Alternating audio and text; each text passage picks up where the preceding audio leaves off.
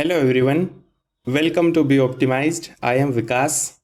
जैसा कि आप लोगों ने टाइटल में देख लिया होगा, ये एवरेज जो पहले हम लोग सीरीज़ चला रहे थे उसका पार्ट 4 है। आज का वीडियो काफ़ी लंबे टाइम बाद रिकॉर्ड हो रहा है। इसके पीछे बहुत सारे रीजंस रहे हैं। सबसे बड़ा रीज़न थोड़े हेल्थ इश्यूज़ को लेकर के, उसके बाद कुछ टेक्निकल इश्यूज़ चल रहे थे सिस्टम को लेकर के, तो अभी लगभग थोड़ा सॉल्व हो चुका है। तो आज ये वीडियो मैंने रिकॉर्ड किया है, तो आगे बढ़ेंगे हम लोग। बट यहाँ पर थोड़े से मॉडरेट लेवल के क्वेश्चंस देखेंगे जिसमें थोड़ा सोचना पड़ेगा और थोड़ा टाइम टेकिंग भी होगा। तो वीडियो ज़रूर लंबा होगा, लेकिन आपको 10 क्वेश्चन का एक सेट मिलेगा जो कि प्रीवियस ईयर्स पर बेस्ड है। मैंने कुछ कैरेक्टर्स यहाँ पर चेंज किए क्योंकि एक वर्ड जो कि बहुत फेमस हो रहा है, आप लोगों ने टाइटल में देख लिया होगा। तो चलिए आगे बढ़ते हैं और समझेंगे। चलिए, the average age of Vinod and his wife at the time of marriage was 20 years. After 8 years of marriage, they have a baby of 4-year-old. 4 years old. Calculate the average age of the family when the baby was born. देखिए ध्यान से पढ़ना, मैं हर एक प्रश्न के लिए इसमें समझा रहा हूँ कि जो भी वर्डिंग दी होती है प्रश्न में, हमको उसको बहुत ध्यान से समझना है कि उसने क्या दिया है हमसे और क्या पूछ रहा है। ठीक है, इन दोनों का क्लियरिटी बहुत ज़्यादा ज़रूरी है, तभी आप सवाल को अच्छे से कर पाएंगे। चलिए हिंदी में देखते हैं। विनोद एवं उसकी पत्नी की शादी के समय औसत आयु कितनी है? 20 वर्ष है। 8 साल के बाद उनकी संतान जो कि 4 वर्ष की है, तो संतान के जन्म के समय परिवार का औसत ज्ञात कीजिए। मतलब जब भी उनका बेबी हुआ उस टाइम पर एवरेज पूछ रहा है वो। ठीक है, तो बेबी कब हुआ? 8 साल के बाद हुआ ना। तो क्या हो रहा है कि देखो, अभी पूछा क्या है उसने? परिवार का औसत है, मतलब एवरेज पूछ रहा है वो। तो परिवार जब बना तो 2 लोग तो शुरू में थे और बाद में उनका बेबी हुआ, तो टोटल कितने हो जाएंगे? 3 लोग हो जाएंगे। ठीक है, अब शुरू में कितने थे? देखो, पति और पत्नी शादी के समय औसत कितनी है? 20 वर्ष है। तो ये जब 2 लोग थे तो इनका औसत कितना था? 20। अब 8 वर्ष के बाद उनकी संतान हो गई, मतलब क्या हो गया कि 4 साल का उनका बेटा है, खुद जो भी बच्चा जो भी है 4 साल तो उसकी एज हो जाएगी, लेकिन ये जो है 8 साल के बाद चेंजेस हो रहा है, तो ये 8 साल यहाँ जुड़ जाएंगे। ठीक है, बस इसको सोल्व कर लीजिए। ये कितना होता है? 48, 48/3, तो उनका औसत निकल करके आएगा 16 वर्ष। यही हमारा सवाल का सही उत्तर है। So option number A is my correct answer.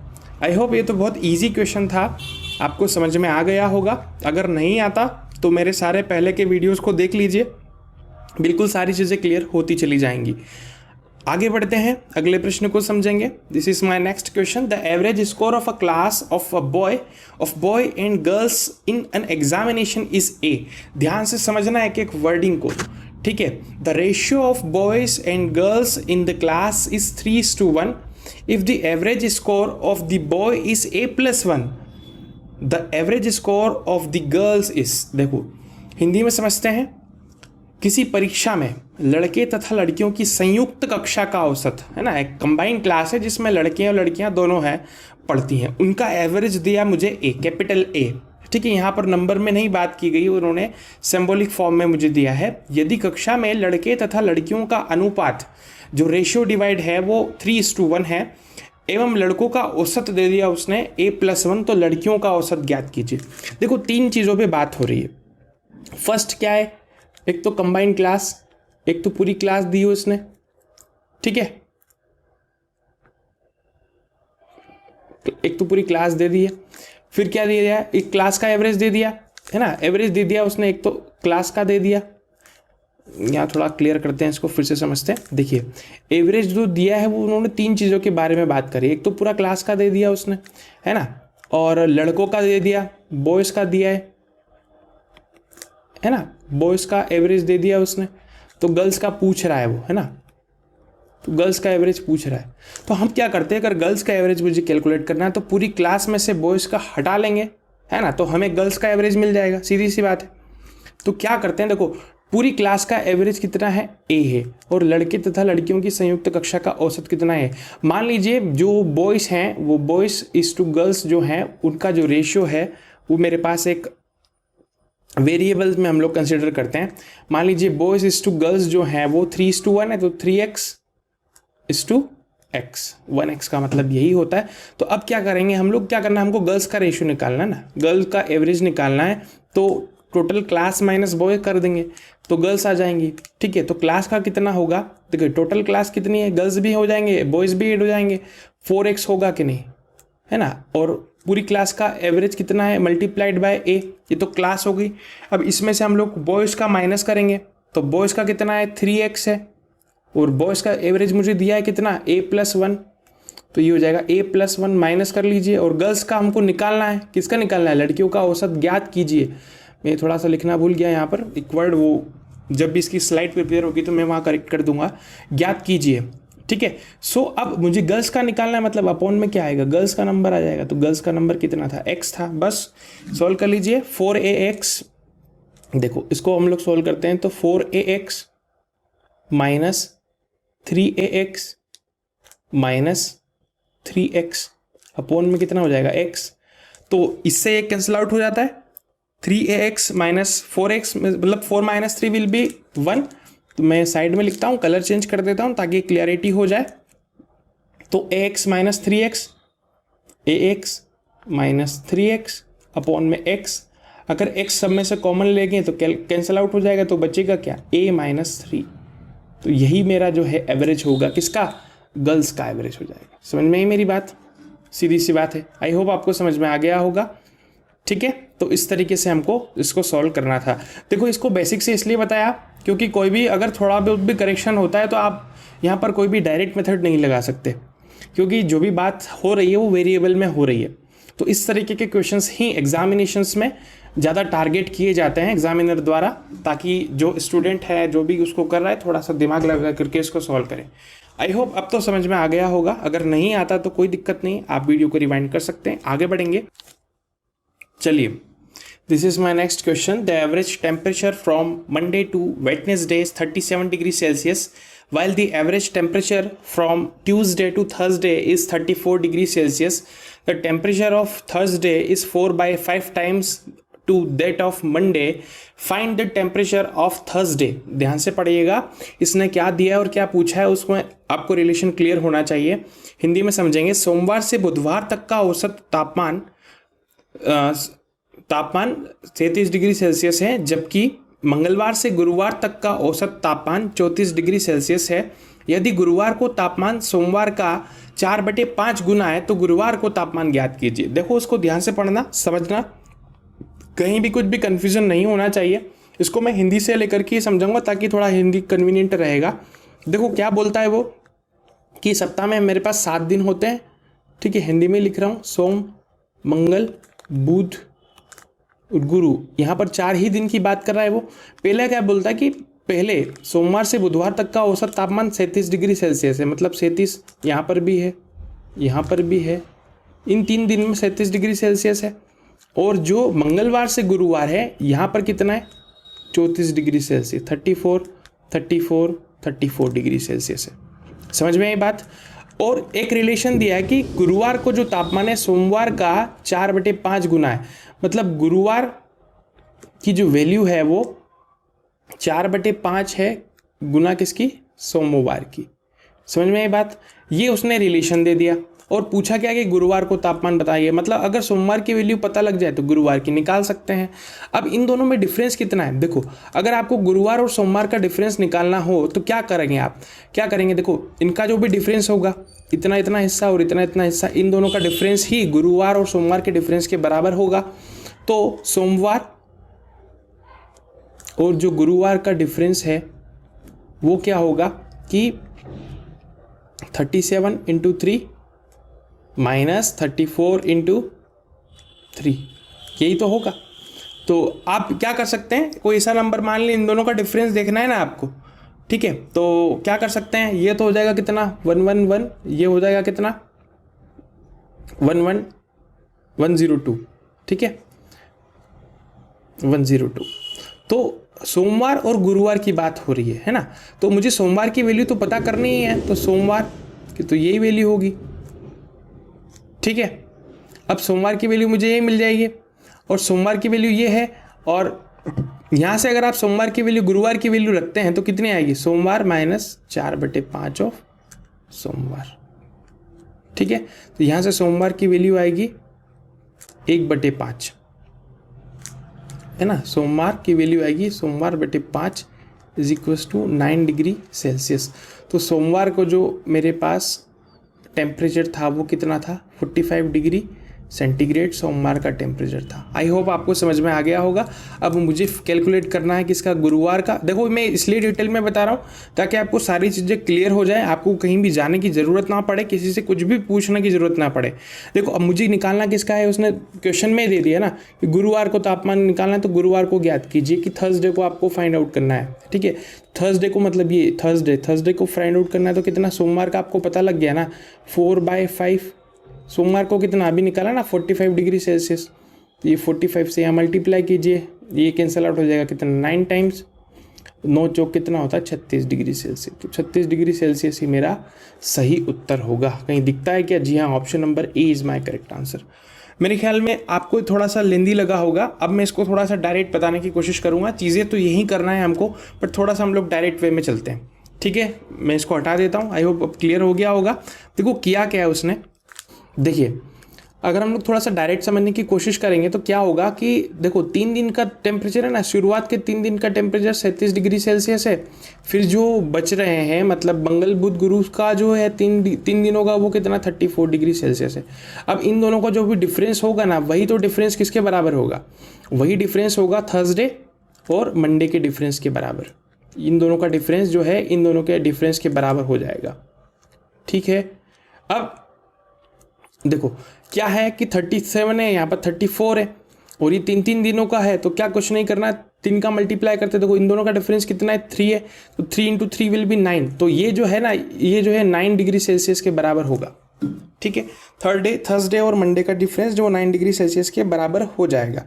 एक चीज़ और दी है कि थर्सडे इज इक्वल्स टू कितना है 4/5 ऑफ मंडे। तो Thursday is equals to 4/5 of Monday. ठीक है, सो आप क्या कर सकते हो, यहाँ पर थर्सडे की वैल्यू रख दीजिए। ठीक है, या फिर क्या कर सकते हैं हम लोग, मंडे माइनस थर्सडे कर लेते हैं। Monday minus Thursday is equals to 9 degree Celsius. अब मंडे की वैल्यू आप यहाँ से रख लीजिए, या फिर मंडे की जगह आप क्या कर सकते हैं कि थर्सडे की वैल्यू रख दीजिए। देखिए Monday 4/5 of Monday is equals to 9 degree Celsius. ये 5 - 4 विल बी 1, तो मंडे की जो वैल्यू आएगी वो ही मंडे की वैल्यू 45 डिग्री सेल्सियस। और क्या बोलता है, मंडे की जैसी वैल्यू आ गई हम लोग थर्सडे की फाइंड आउट कर लेंगे। 4/5 × 45 36 डिग्री सेल्सियस। इसी तरीके से जो मैंने समझाने की कोशिश की थी, बस यहाँ पर ये चीज़ें मैंने यहाँ पर आपको डायरेक्ट बता दिया। तो आई होप आपको समझ में आ गया होगा। अब आगे बढ़ेंगे, अगले प्रश्न को समझते हैं। चलिए, this is my next question. ध्यान से पढ़ते हैं पहले क्या उसने बोला है और क्या हमको फाइंड आउट करना है।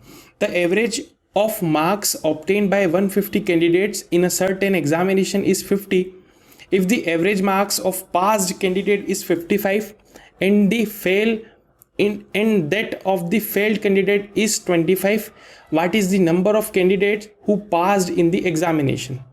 ठीक है, हिंदी में पढ़ते हैं। किसी परीक्षा में 150 विद्यार्थियों द्वारा प्राप्त किए गए अंक कितने हैं, 50 है। मतलब टोटल नंबर्स कितने हैं, 150 स्टूडेंट हैं, उनके द्वारा प्राप्त किए गए अंक कितने हैं, 50 है। यदि उत्तीर्ण होने वाले विद्यार्थियों के औसत प्राप्तांक 55 है और अनुत्तीर्ण होने वाले विद्यार्थियों के लिए 25 हैं, तो परीक्षा में उत्तीर्ण विद्यार्थियों की संख्या ज्ञात कीजिए। देखो क्या उसने क्या ये पूछा क्या, सबसे पहले कि हु नंबर ऑफ कैंडिडेट्स पूछा है। ठीक है, नंबर ऑफ कैंडिडेट्स मतलब विद्यार्थियों की संख्या पूछिए। तो देखो सीधा सा फॉर्मूला इसका कुछ नहीं है। किसी परीक्षा में 150 विद्यार्थी हैं और टोटल कितने हैं, देखिए टोटल इसको हम लोग सिंप्लीफिकेशन से भी करेंगे। 150 स्टूडेंट है, ये तो टोटल मार्क्स हो जाएंगे। उसमें से अगर पास होने वाले कितने हैं, 55 है। तो देखो क्या बोला कि उत्तीर्ण होने वाले विद्यार्थियों के लिए औसत प्राप्तांक 55 है। मान लीजिए औसत तो ये है और उत्तीर्ण कितने हुए, मान लीजिए x अगर उत्तीर्ण हो गए हैं तो अनुत्तीर्ण कितने होंगे, टोटल 150 थे तो x उत्तीर्ण है तो अनुत्तीर्ण कितने होंगे, 150 - x अनुत्तीर्ण हो जाएंगे और उनके लिए कितना है, 25 है। बस यही तो है, बाकी क्या है, हो गया सॉल्व। इसके अलावा तो कुछ नहीं है। तो आप क्या कर सकते हैं, देखो अब इसको ध्यान से कैंसिल आउट कर लें तो ईजी रहेगा। ठीक है, तो क्या कर सकते हैं हम लोग, तो ये हो जाएगा 55x, ये हो जाएगा -25x, तो ये टोटल कितना होगा, 30x होगा कि नहीं। 55 - 25 तो ये हो जाएगा 30x प्लस 150 × 25। बस इसको कैंसिल आउट करना है हमको, आप मल्टीप्लाई ना करें तो, क्योंकि ईजी बन जाएगा सब कुछ। ठीक है, क्या कर सकते हैं, देखो 0 से 0 ये कैंसिल आउट, ये भी कैंसिल आउट। मैं कलर चेंज कर देता हूँ ताकि आपको समझ में आए कैसे करना है। ठीक है, अब क्या कर सकते हैं हम लोग, अब आप थोड़ा सा सोचें इसको क्या कर सकते हैं। ठीक है, अब बचेगा क्या मेरे पास, कुछ चीज़ें कैंसिल आउट होगी, 3 बचा है यहाँ पर। तो अब 3 से आप कैंसिल आउट कर सकते हैं, 3 1 जा 3, 3 5 टाइम, देन 3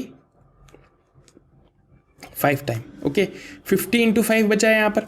तो देखो 50 into 5 is equals to X plus 25 into 5, इस तरीके से। तो आप इसको माइनस भी करेंगे तो क्या आएगा, 25 इंटू 5, तो x की वैल्यू आएगी 125। पहला तरीका तो ये हो गया। तो 125 स्टूडेंट होंगे जो उत्तीर्ण विद्यार्थियों की संख्या होगी। Option number A is my correct answer. I hope आपको समझ में आ गया होगा। चलिए, this is my next question. The average age of 11 players of a cricket team is increased by 2 months when 2 of them aged 18 and 20 years are replaced by 2 new players. The average age of the new player is, देखो ध्यान से पढ़ना है इसको, क्या बोलता है हिंदी में समझने की कोशिश करते हैं। 11 खिलाड़ियों की एक क्रिकेट टीम में औसत आयु 2 महीने से बढ़ती है ना। तो 2 महीने से औसत सबकी बढ़ गई। जब उनमें से 2 व्यक्ति जिनकी आयु क्रमशः 18 वर्ष और 20 वर्ष क्रमशः है, 2 नए खिलाड़ियों से प्रतिस्थापित कर दिए जाते हैं, मतलब बदल दी जाती है। तो नए खिलाड़ियों की औसत आयु कितनी होगी, ध्यान से पढ़ेंगे इसको। हो सकता है कि टफ हो, थोड़ा सा समझने की कोशिश करते हैं। देखिए क्या बोलता है वो कि 2 नए खिलाड़ियों को आप लोगों ने रिप्लेस किया है, उसके बाद उनकी जो एवरेज है वो 2 महीने से बढ़ रही है। समझ में आई मेरी बात। तो जो बढ़ती है उस हिसाब से उसका एवरेज पूछा है। तो देखो नए खिलाड़ियों का औसत आयु कितनी होगी, मतलब बात तो हमेशा 2 ही लोगों की हो रही होगी ना, नए खिलाड़ी तो 2 ही थे, तो अपॉन में तो 2 आएगा क्योंकि 2 लोगों का औसत आपको फाइंड आउट करना है। अब पूछता क्या है वो कि 2 व्यक्ति जिनकी औसत आयु कितनी है, देखिए 18 वर्ष इसकी भी है और 20 वर्ष इसकी भी है। इसकी जगह प्रतिस्थापित किया आपने और क्या किया कि 11 लोगों में 2-2 महीने से उसकी सबकी एवरेज बढ़ गई। ठीक है, प्लस करेंगे ना हम लोग, तो 11 लोगों की 2 महीने से बढ़ी है, तो आपको तो ईयर्स में निकालना है। तो देखो 2 महीने से बढ़ी है तो साल पर कितना, 2 महीना बढ़ेगी। समझ में आई मेरी बात। अब कुछ नहीं करना है, इन सबको आप क्या करें, 2 से डिवाइड कर लें, या तो आप इसको पहले 8 कर लें या फिर सबको आप 2 से डिवाइड कर लीजिए। ठीक है, अपॉन में 2 कर लीजिए, बस हो जाएगा, आपका आंसर आ जाएगा। किस तरीके से आता है देखो, ये हो जाएगा कितना 2, ये 2 से, देखो मैं बहुत सिंप्लीफाई वे में बता रहा हूँ आपको। 2 से ये 9 टाइम कैंसिल आउट होगा, ये कितना होगा 10 टाइम, है ना। ये तो मैं पहला तरीका बता रहा हूँ, फिर दूसरा तरीका भी बताऊंगा जाके आपको बहुत अच्छे से क्लियरिटी हो जाए। दूसरा तरीका नहीं है, सिंपल तरीका यही है। और यहाँ पर क्या होगा कि 2 से ये 2 टाइम कैंसिल आउट हो जाएगा, तो 11 मंथ बचेंगे, है ना। तो 11 मंथ बोल रहे हैं हम लोग, तो ये कितना हो जाएगा 19 और 11 मंथ, तो 19 साल 11 महीने। बहुत इजी क्वेश्चन था। तो ये है उनका सबका एवरेज हो जाएगा। समझ में आई बात। बस इसमें डिफरेंस इतना ही है कि आपको जो 2 महीने बोला है ना, तो 2 महीने आप कैसे निकालेंगे, साल में कैसे बनाएंगे उसको, 2/12 कर लेंगे, है ना। तो इन तीनों का औसत, क्योंकि ये तो सब पे बड़ा है, ये तो एक्स्ट्रा हो गया ना, ये सब पे बड़ा है। और ये जो 2 लोग नए आप लोगों ने सब्स्टिट्यूट किए थे उस समय के थे, तो टोटल पर्सन तो 2 ही कहलाएंगे ना, 2 ही लोगों का अपना ऐसा औसत निकालना है। बिल्कुल ईजी क्वेश्चन था। आई होप आपको समझ में आ गया होगा। आगे बढ़ेंगे, चलिए। This is my next question. The average age of mother, father and son was 42 years at the time of the marriage of the son. ध्यान से समझिएगा इस क्वेश्चन को। After 1 year, an infant was born in the family and after 6 years of marriage, ध्यान देना, एक एक word को समझना है आपको। The average age of the family is 36 years. What was the age of the bride at the time of marriage? देखो हिंदी में पढ़ते हैं, एक परिवार में पुत्र के विवाह के समय, जब उस पुत्र की शादी हो रही तब की बात कर रहा है वो, माता पिता तथा पुत्र की औसत आयु कितनी है, 42 वर्ष है।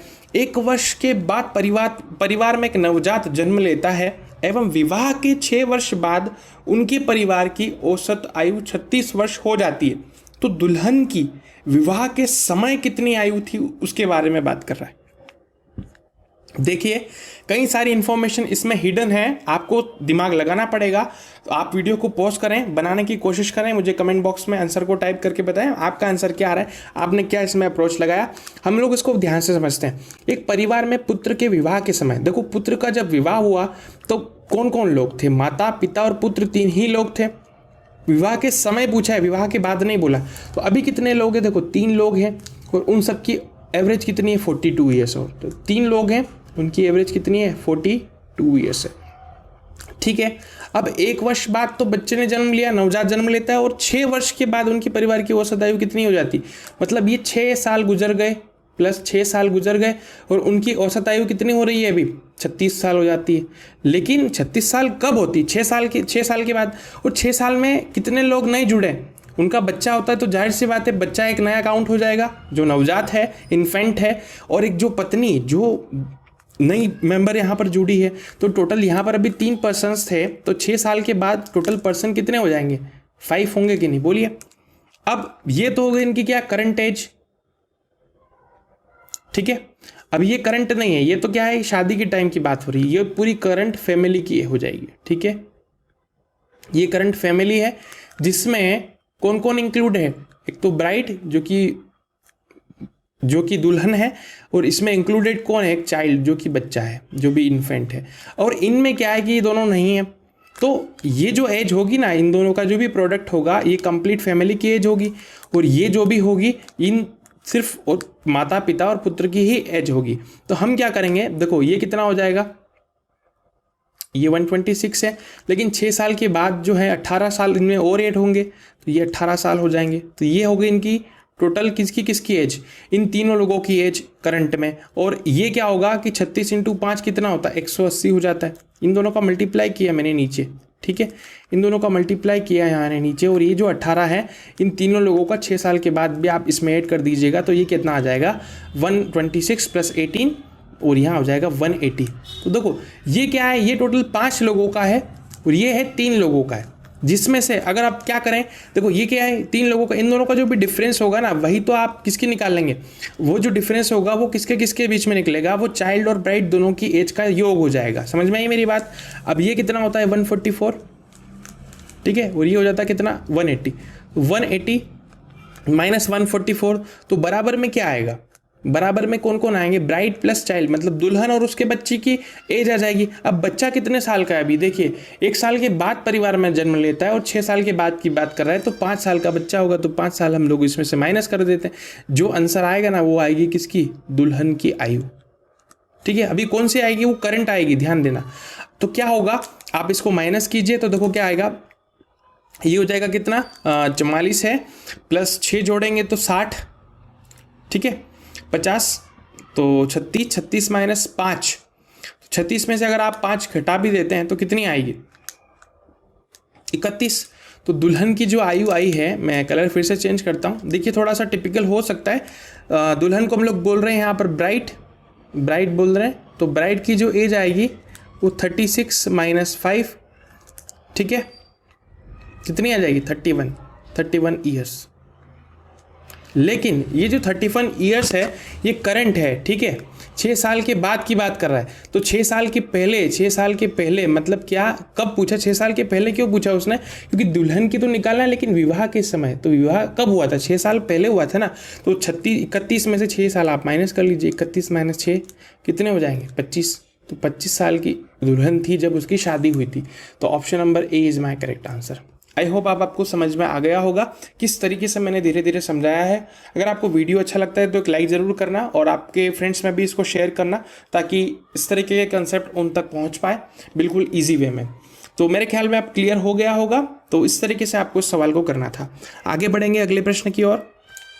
The batting average of a batsman of 420 innings is 35 and the difference between the runs of best inning and the worst inning is 50.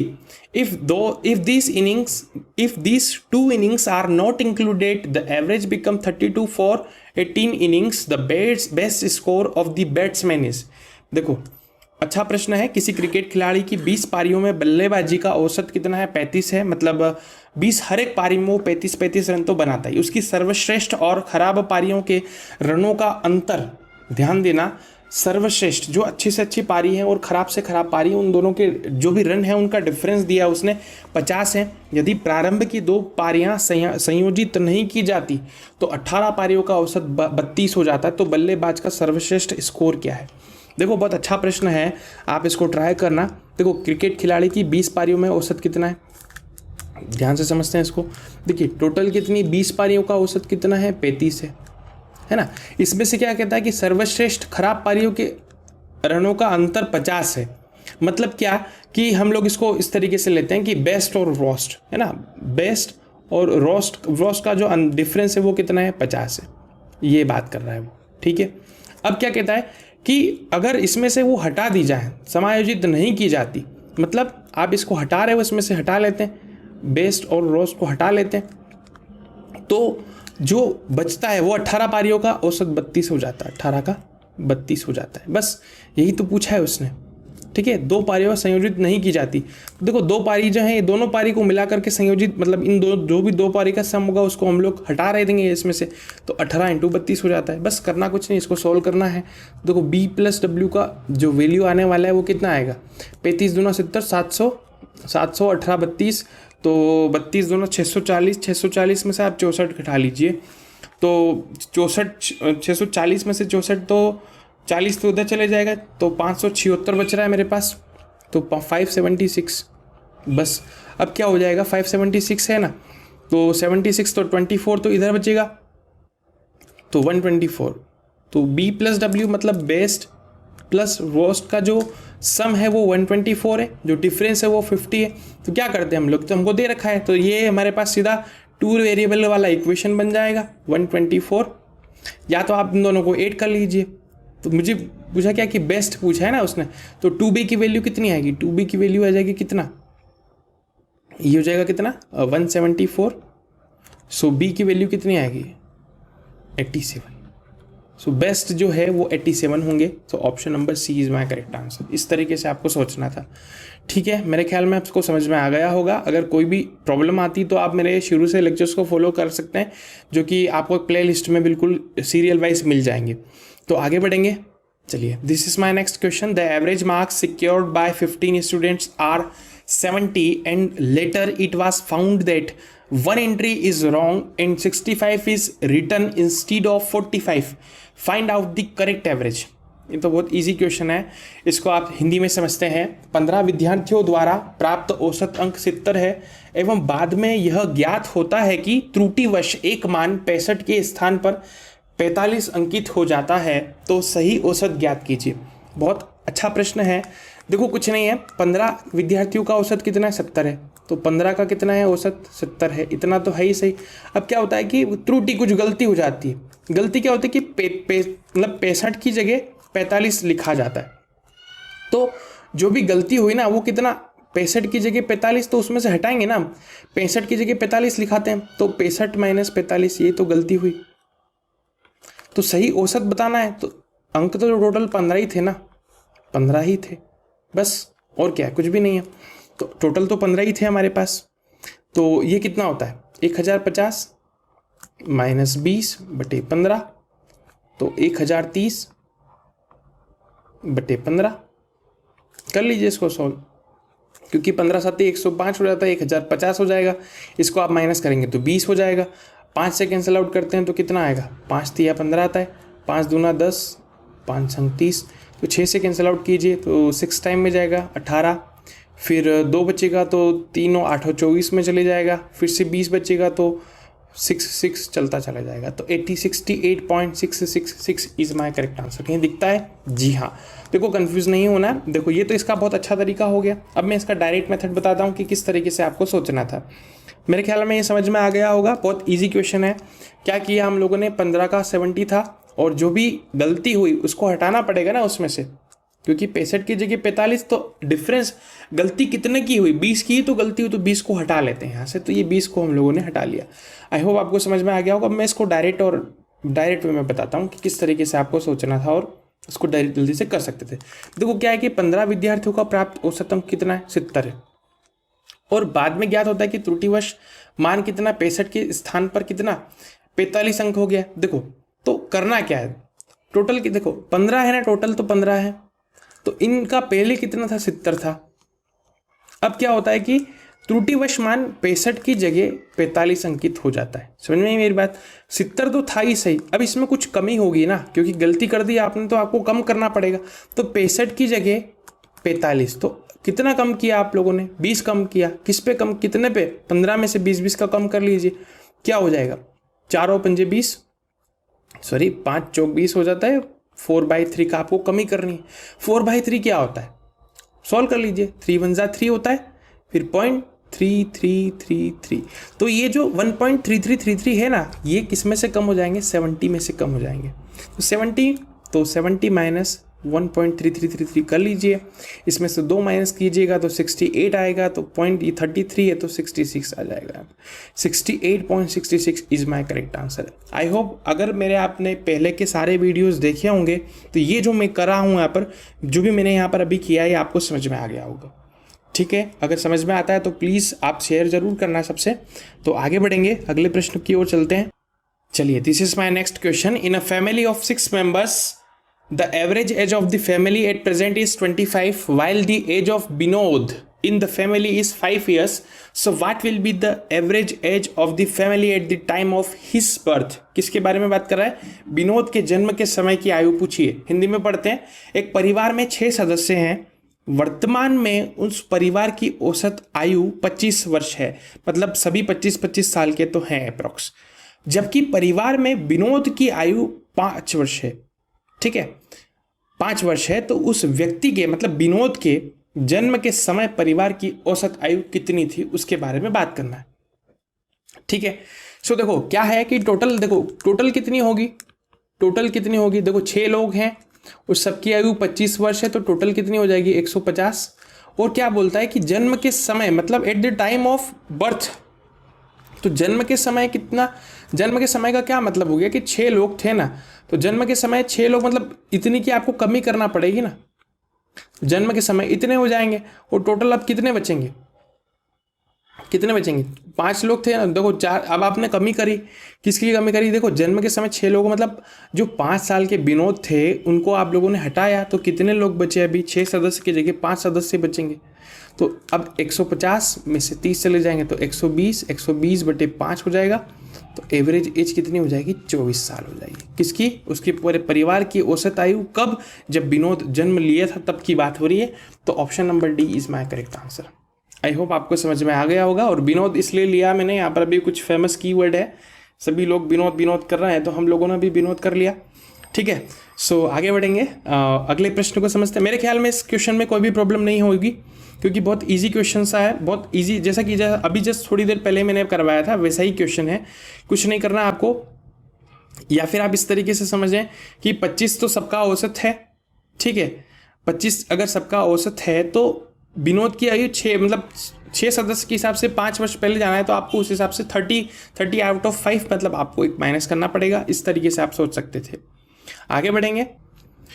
This is my next question. The average age of 5 children of a family is 10 years, but if we include the age of father and mother, then the average age becomes 22 years.